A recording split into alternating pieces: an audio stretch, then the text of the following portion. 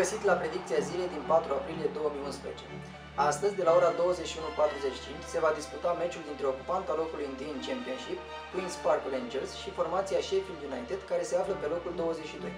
Queen's Park Rangers este nevoită să obțină toate cele 3 puncte pentru a nu-i lăsa pe cei de la Norwich să se apropie prea mult. În ultimele 5 meciuri jucate între cele două echipe s-au înregistrat 3 egaluri, o victorie pentru gazda de astăzi și una pentru Sheffield. Queen's Park Rangers este într-o formă foarte bună, reușind să obțină 4 victorii în ultimele 5 dispute din Championship, în timp ce oaspeții au acumulat doar 6 puncte. În momentul de față, cei de la Sheffield luptă pentru evitarea retrogradării, dar nu credem că vor reuși să țină piept în disputa de azi cu liderul clasamentului. Betting Advice vă propune să mizați pe victoria celor de la Queen's Park Rangers la o cotă de 1,53. Mult succes!